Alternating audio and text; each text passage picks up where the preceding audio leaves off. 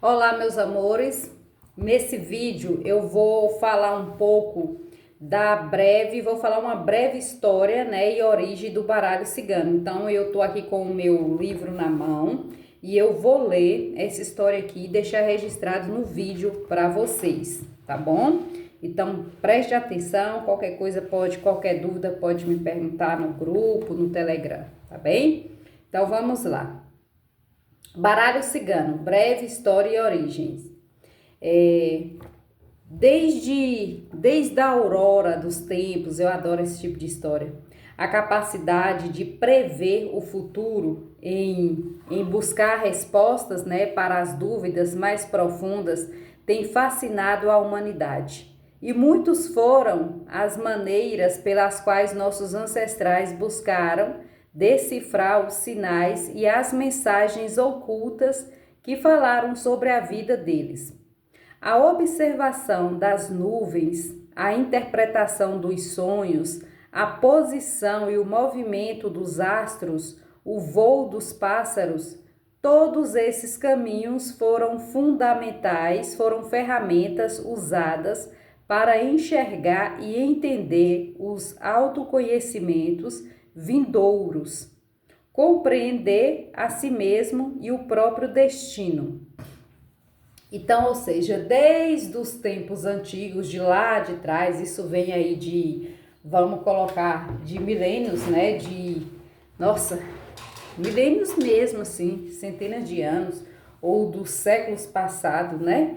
Séculos passados. Bora colocar séculos passados. Que o povo já vem atrás de conhecimentos ancestrais, adivinhação, prever o futuro, né? Interpretar sonhos. Então, isso está muito ligado na humanidade, desde muito tempo. Então, à medida que a humanidade mudava e evoluía, também surgiram novos oráculos.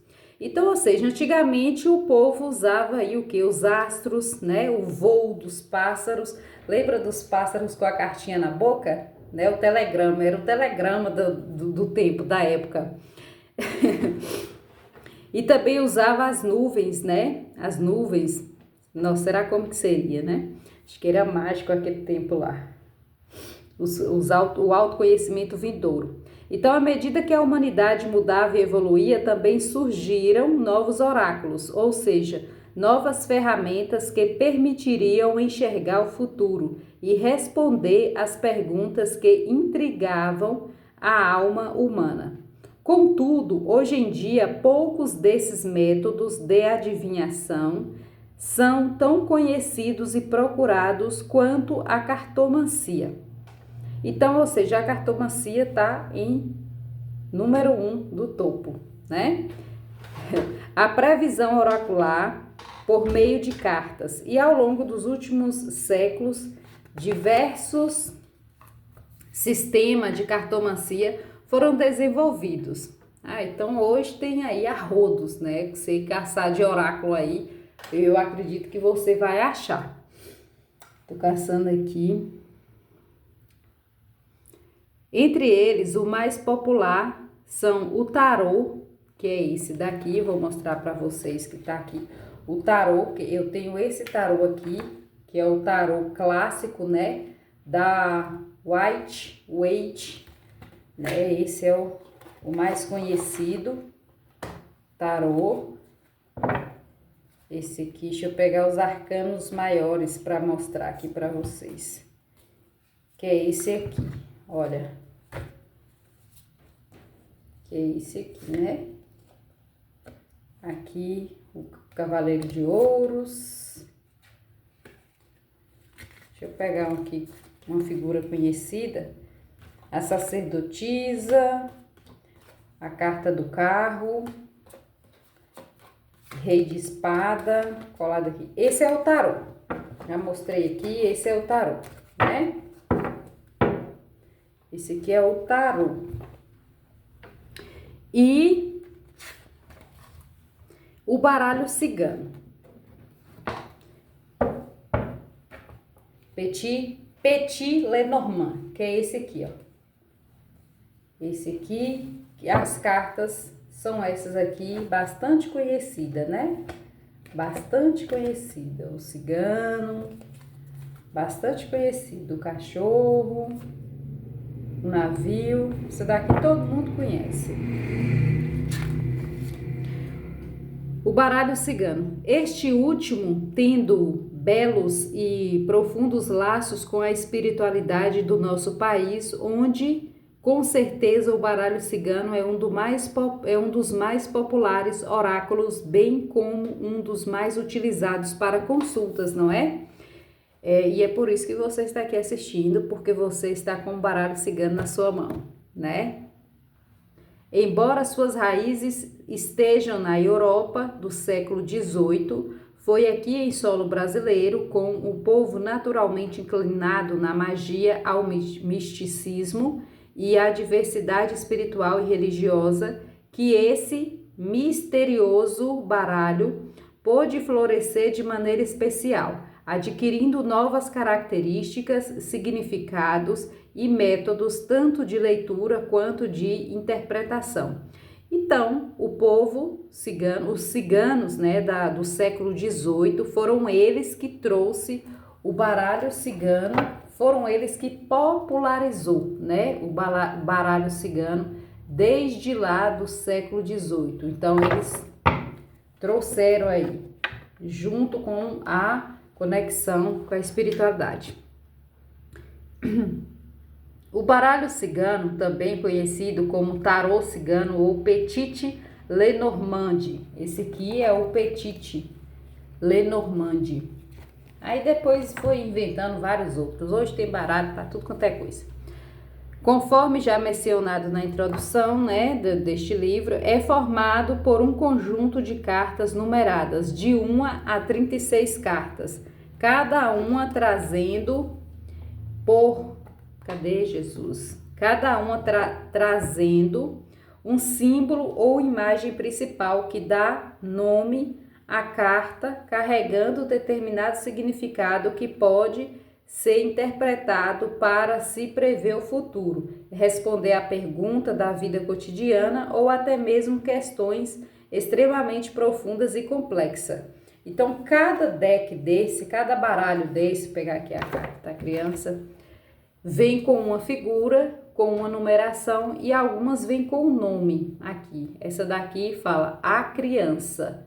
Já tem outros oráculos que vêm só a imagem, por exemplo, esse aqui tem a imagem de Santa Sara Kali, ele vem só a numeração e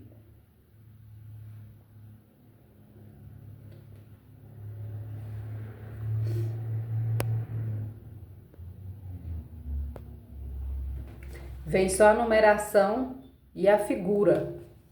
Aí eu tenho esse daqui, que também é a mesma coisa, a numeração e a figura. Então depende muito, depende muito. Tem esse daqui também, que já é diferente. Esse daqui, deixa eu ver se ele vem a numeração. Vem a numeração também, e ele, além da numeração, ele vem a figura e vem o significado. Isso aqui é para iniciante. Comprei quando eu estava iniciando, mas eu nunca gostei. Nunca gostei de ver o que estava aqui, o significado da carta, né? Eu gosto de tirar e ver ali o que eu tô sentindo. E aí tem vários outros, né? Deixa eu colocar aqui.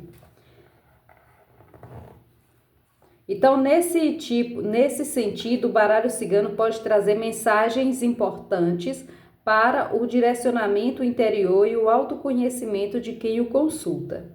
Para que possamos entender melhor o baralho cigano, devemos voltar nossos olhos às brumas do tempo e nos perguntarmos como ele surgiu. Só assim seremos capazes de compreender em que ele evolui desde sua concepção. Como se tornou um sistema divinatório, né? Então, tão popularmente e eficiente. Então, antes de colocarmos nossos pés nessa trilha em busca das origens do baralho cigano, precisamos entender que, ao falarmos de qualquer assunto ligado ao reino do esotérico, místico e espiritual, sempre encontraremos duas origens. Uma delas é a mítica, tratando de raízes mística, né? Tratando de raízes espirituais e forças antigas que possam estar implícitas em nosso objeto de estudo. E outra ligada, então bora falar essa de místico, né? Místico é quando tem quando você trabalha ali com a mediunidade, tem uma consciência que te guia, que traz ali a intuição para você, que é o meu caso, né? Então eu trabalho com a mediunidade e tenho uma mentora cigana que me ajuda na leitura do baralho.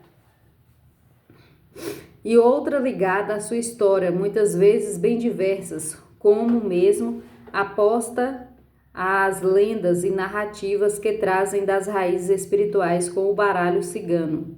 E com o baralho cigano não é diferente. Então todo o folclore e as tradições orais associadas a ele nos levarão em uma direção, ao passo que a pesquisa histórica nos conduzirá por um caminho distinto, mas que talvez seja completamente no entendimento dos estudiosos dessa arte divinatória.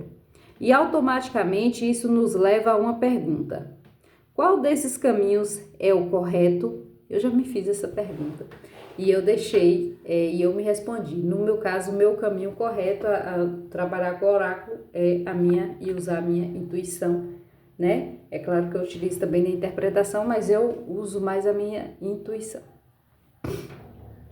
Se for preciso optar por um deles, é natural que nos pareça mais sensato escolher a opção histórica como a mais verdadeira. A interpretação, você estudar a interpretação.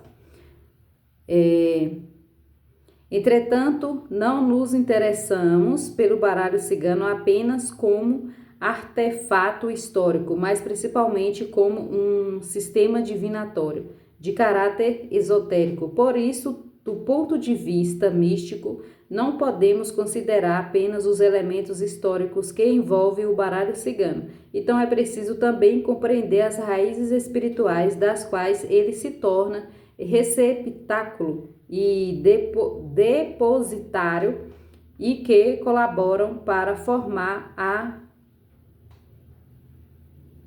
esse nome aqui, imagética. Não conhecia esse nome. E o poder implícito em suas lâminas. Então, é como se houvesse duas histórias sobrepostas e incondicionáveis. Uma espiritual e outra histórica. Eu prefiro a espiritual. Vejamos cada uma delas separadamente. Agora vamos entrar para a história mística do baralho. Origens mística, o povo cigano.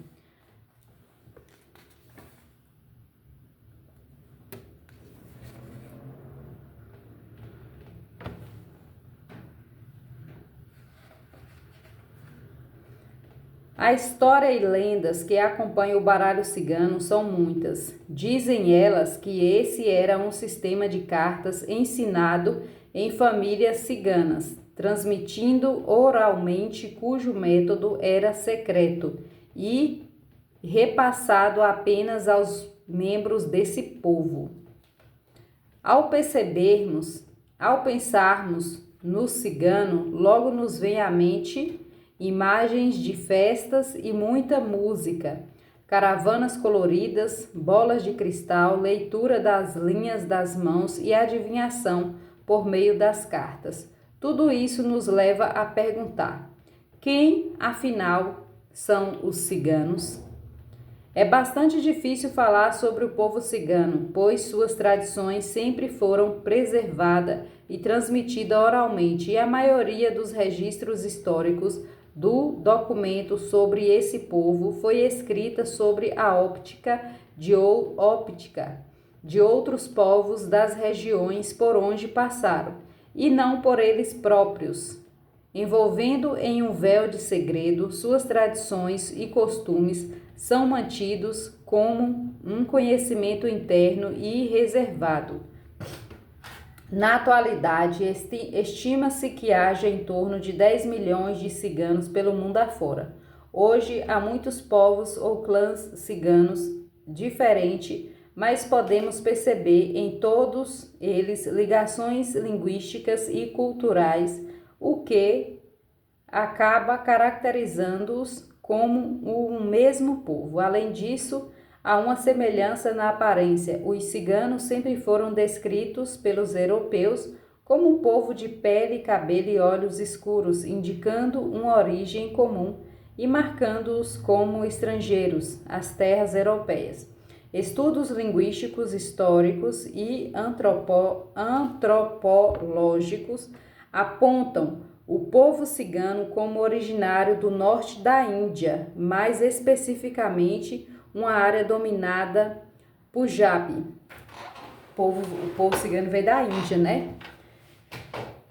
Tempo atrás eu fiquei sabendo por uma entidade que em uma das minhas encarnações eu morei na Índia, provavelmente era uma cigana, e eu cultuava o deus Ganesha. Eu tenho ali um incensário do Ganesha. Aqui, ó. Tem incensário do Ganesha. Diz que eu era fã dele, né? Nesta vida eu não lembro de nada. Entretanto, o caráter nômade dos ciganos fez com que essa língua se desenvolvesse à medida que passavam por diferentes lugares e, ao compararmos os vários povos ciganos de acordo com os lugares onde se fixaram, perceberemos que acabaram absorvendo características únicas, criando os próprios dialetos. Os ciganos são um povo tradicionalmente nômade, entretanto, até hoje permanece um mistério o motivo pelo qual deixaram seu local de origem e começaram a viajar pelo mundo. Sabemos que sua migração teve início no século X e alguns elementos de seu idioma parecem dar a ela razões militares.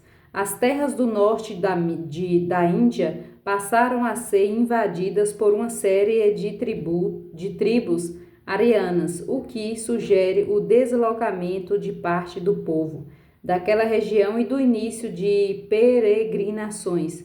Registra-se a passagem dessas tribos por muitos lugares, como Paquistão, Afeganistão e Pérsia. Ali dividiram-se em dois grupos, um seguido pelo oeste e chegando à Europa pela Grécia e outro seguindo ao sul, em direção à Síria, ao Egito e à Palestina. Então, no início do século XIV, quando alcançaram a Europa, foram recebidos com receio, desconfiança e preconceito, o que levou ao surgimento de uma visão estereotipada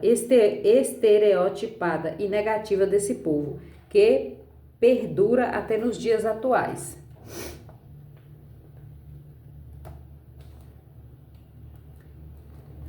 Então, chegaram à França por volta de 1420, passando por diversas cidades, entre elas Paris, onde suas habilidades de adivinhação instigaram a população, até que foram obrigados pelo clero a deixar a região e continuar sua migração ao longo da história.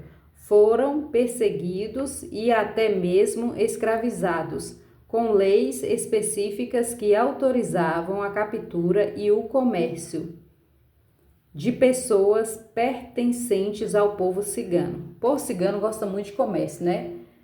Eu acho que é por isso que eu sempre fui vendedora e por um bom tempo eu trabalhei de comerciante, eu era comerciante. Na verdade, o comércio ele nasce na minha vida muito cedo, né? Quando eu era pequena assim, meus 12, 13 anos e tal, meu pai tinha um comércio e, lógico, quem tomava conta, né? Eu fazia contas, era boa ali na matemática, então eu cuidava ali do comércio do meu pai. Então, quando eu não estava na escola, eu estava tomando conta do comércio do meu pai.